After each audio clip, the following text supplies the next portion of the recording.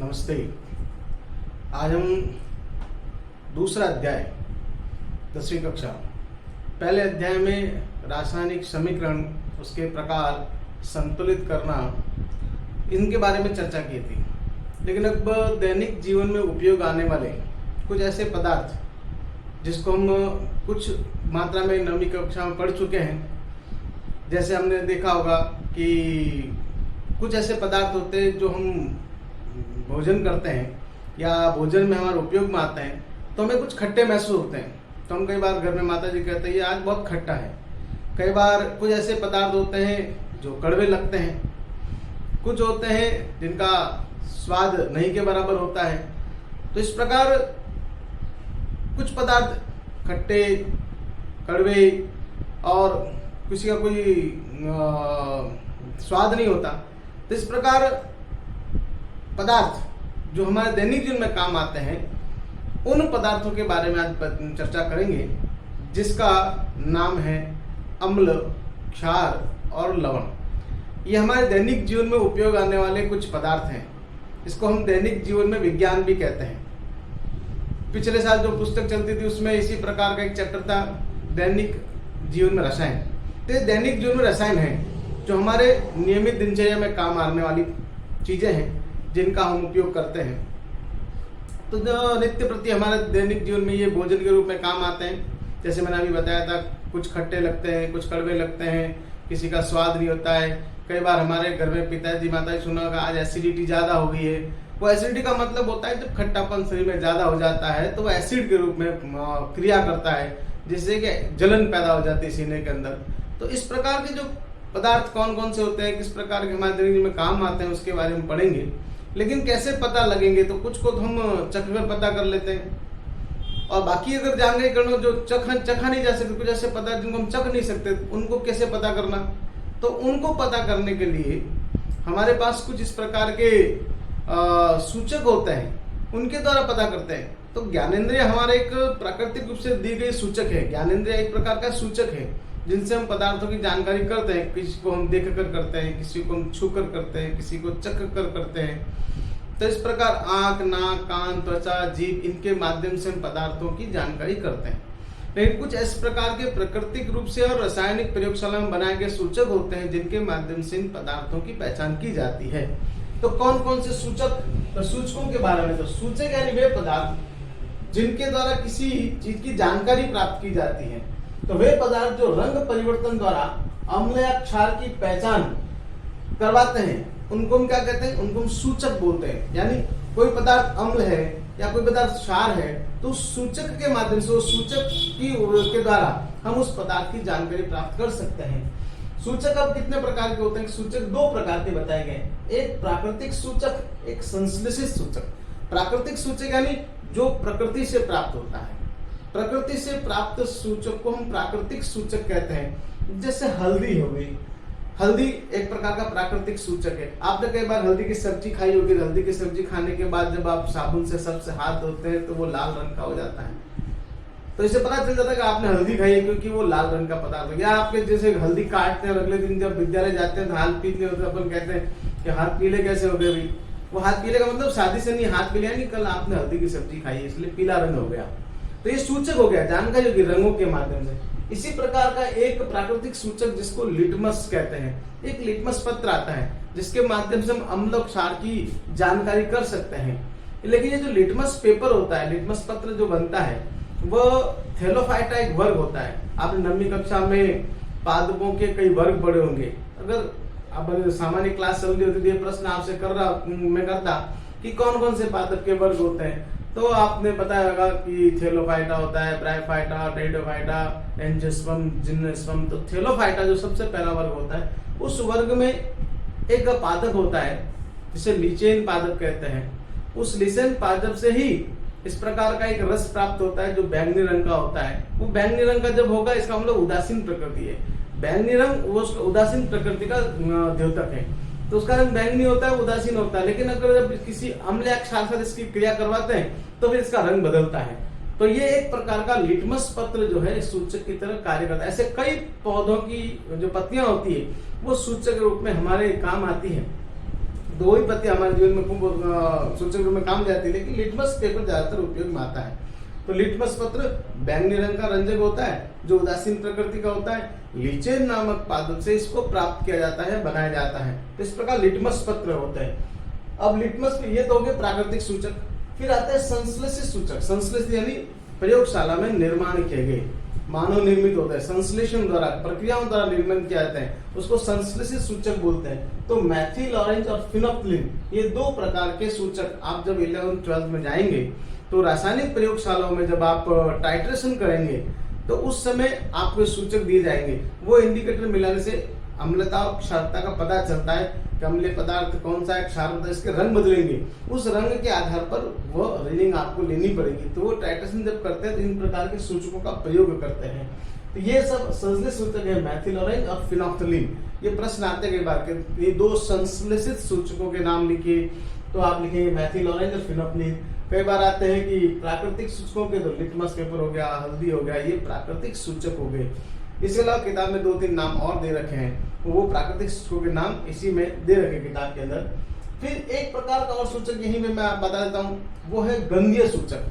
कुछ ऐसे पदार्थ है जिनको गंध के माध्यम ना हमारे शरीर के अंदर जो 5 ज्ञानेंद्रियां हैं वो एक तरह की सूचक है, सूचना देने काम करती है कि भाई किस प्रकार की गंध आ रही है, किस प्रकार की चीज बनी है। आंखों के द्वारा देख कर बताना है, चख कर बताना है। तो कुछ की गंध हम जैसे घर में जाते हैं तो हमको पता चलता है कि आज माता जी ने क्या बनाया। क्यों? क्योंकि हमें गंध से पता चल गया। कई बार आसपास में हलवा बन रहा है तो पता चल जाता है कि गंध के माध्यम से। घर में जाते ही अगर कोई सब्जी बनी है जिसमें लहसुन की स्मेल आ रही है तो लहसुन का पता चल जाता है कि लहसुन का उपयोग हुआ है। तो कुछ ऐसे पता चलते, प्याज है उसकी गंध आती है, वनीला है उसकी गंध आती है, स्ट्रॉबेरी उसकी गंध आती है।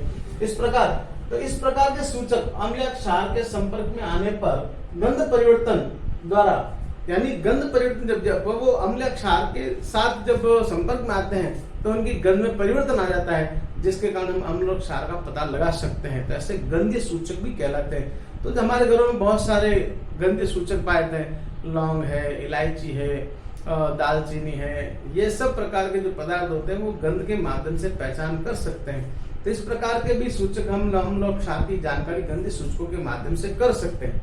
तो ये गंधीय सूचक हो गए। अब अगला आता है कि हमारा जो मेन जो टॉपिक है तो वो है अम्ल और क्षार। ये भी सब मुख्य रूप से, लेकिन अम्ल और क्षार एक्चुअली होते क्या है, क्योंकि हम आज यही पढ़ रहे हैं। अम्ल और क्षार होते क्या है, अम्ल और क्षार के बारे में जान गए तो हमने देखा अम्ल जो होता है वह अंग्रेजी के एसिडिक, जिसको अंग्रेजी में एसिड कहते हैं, तो वो एसिड के नाम जाना जाता है। अंग्रेजी में उसको एसिड बोलते हैं, लेकिन लैटिन भाषा के एसिडस से लिया गया शब्द है। अंग्रेजी भाषा का जो शब्द है लैटिन भाषा का एसिडस, उससे लिया गया शब्द है, इसलिए इसका मतलब होता है खट्टा होना। एसिडस का मतलब होता है खट्टा। तो जो पदार्थ खट्टे होते हैं उनको हम एसिड बोलते हैं। ये शब्द एसिडस से लिया गया। किससे लिया गया? एसिडस से। ये लैटिन भाषा का मतलब जो स्वाद में खट्टे होते हैं उनको हम एसिडस या अम्ल बोलते हैं।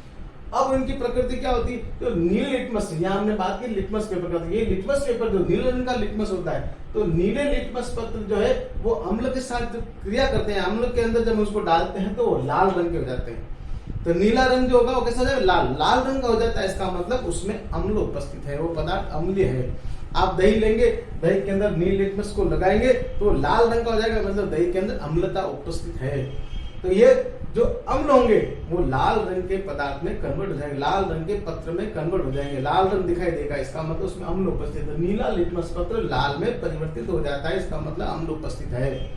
इसी प्रकार जब रासायनिक अभिक्रिया करवाते हैं तो जो H आयन देंगे, जब रासायनिक अभिक्रिया होती है आगे पढ़ेंगे, जिसमें H आयन उत्पन्न होते हैं उनको हम क्या कहेंगे? H आयन उत्पन्न जिनमें होते हैं वो अम्लीय पदार्थ होते हैं। ज्यादातर जो H आयन देते हैं वो सब अम्लीय पदार्थ होते हैं। जैसे मैंने यहाँ बताया कि फिनोप्थलीन, फिनोप्थलीन जो है वो अम्ल के साथ रंगीन, मैथिल ऑरेंज जो है वो लाल में बदलता है। यानी कि फिनोप्थलीन को रंगीन, फिनोप्थलीन जो डालेंगे तो रंगीन हो जाएगा, लेकिन मैथिल ऑरेंज के साथ वो रंग इसका लाल रंग बदल जाता है। तो मैंने जैसे कहा ये सब रासायनिक प्रक्रिया में काम आएंगे।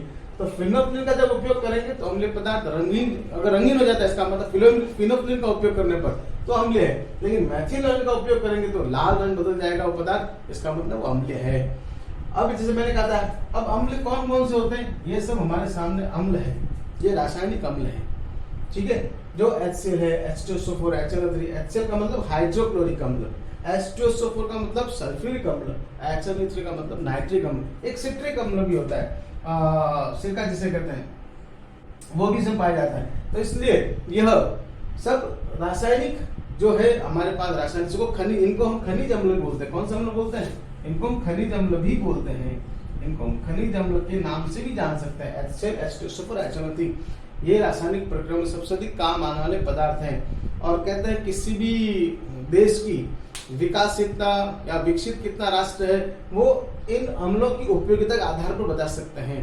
तो कौन सा देश कितना विकसित विकासशील है, पिछली किताब में था, इस बार किताब में नहीं है, तो इस अम्लों की उपयोगिता के आधार पर हम बता सकते हैं कि वो कितना विकसित राष्ट्र है, जिसमें जिन इन अम्लों का उपयोग ज्यादा, क्योंकि ये ज्यादातर इंडस्ट्री में काम आता है, फैक्ट्री में काम आता है। तो इसका उपयोग जितना ज्यादा फैक्ट्री में होगा, इसका मतलब बहुत ज्यादा काम जब इसमें हो रहा है तभी तो उपयोग में आ रहा है, इसका मतलब राष्ट्र विकसित है। तो आपके तक जो बैटरी होती है, इलेक्ट्रॉनिक बैटरी जो मोटर्स में लगती है लाइट जलाने के लिए, उसमें HCl और H2SO4 होता है। घर में आपके जो इन्वर्टर लगे होते हैं उनके अंदर भी इसी प्रकार बैटरी में अम्ल भरे होते हैं। तो ये अम्लों के माध्यम से आगे हम पढ़ेंगे विद्युत उत्पादन का निर्माण भी होता है, तो ये अम्ल उपयोग में आते हैं। इसी तरह क्षार, क्षार क्या होता है? क्षार को अंग्रेजी शब्द में अल्कली का बेस बोलते हैं। अंग्रेजी में क्या बोलते हैं? अल्कली, अल्कलाइंस जितने भी पदार्थ होते हैं इनको बेस कहा जाता है। अरबी भाषा में अल्कली से, ये अरबी भाषा से लिया गया शब्द है। किससे लिया गया? अरबी भाषा से लिया गया शब्द है अल्कली। इसका मतलब होता है पौधों की राख या भस्म, पौधों की राख या भस्म होती है, उसको हम अल्कली कहते हैं। अब ये जो होते हैं वो लाल लिटमस को नीला करते हैं। लाल लिटमस को क्या कर देते हैं? नीला कर देते हैं। कोई भी लाल लिटमस लेंगे, अगर कोई क्षारीय पदार्थ है उसका इसकी क्रिया करवाएंगे तो वो नीले रंग का हो जाता है, इसका मतलब वो क्षारीय पदार्थ है। इसी तरह वो अभिक्रिया करने के बाद OH आयन देते हैं। कौन सा आयन देते हैं? OH ion. जिसमें OH आयन का प्रकटीकरण हो तो वह क्या कहलाता है? वो क्षार कहलाएगा। फिनोल्फिन जो अगर कोई क्षारीय पदार्थ में फिनोल डालेंगे तो गुलाबी हो जाएगा, और मैथिल ऑरेंज डालेंगे तो पीले रंग बदल जाता है। इसका मतलब ये रंग जो है वो बता देते हैं कि क्षार है या अम्ल है। तो फिनोलिन डालने पर गुलाबी होता है तो क्षारीय पदार्थ है, मैथिलीन डालने पर पीला रंग हो जाता है, इसका मतलब क्षारीय पदार्थ है। इस प्रकार ये, और जैसे मैंने कहा ना OH आयन देते, जैसे ये NOH है, NOH, अगर इसका अपघटन करेंगे तो Na+OH, यानी आप OH आयन दिया, इसका मतलब क्या हो गया? ये क्षारीय पदार्थ है। इसी प्रकार HCl, इसको अगर अपघटन कराएंगे तो H+Cl, ये H आयन दिया, ये इसका मतलब ये अम्लीय पदार्थ है। तो ये H आयन दिया, इसका मतलब अम्लीय पदार्थ है। OH आयन दिया मतलब ये क्षारीय पदार्थ है। इस प्रकार ये अम्ल और क्षार की जानकारी हम अपने दैनिक जीवन में करते हैं। अम्ल क्या है, क्षार क्या है, इसके बारे में बातचीत हुई। इसी तरह से कुछ कार्बनिक अम्ल भी पाए जाते हैं।